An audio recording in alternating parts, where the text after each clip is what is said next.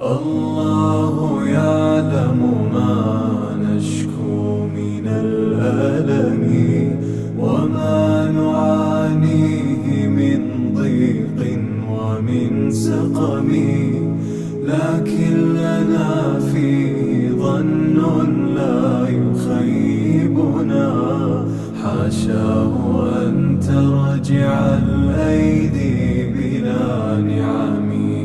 كم جاد من فضله قبل السؤال، وكم أعطى وأغنى بمحض الجود والكرم.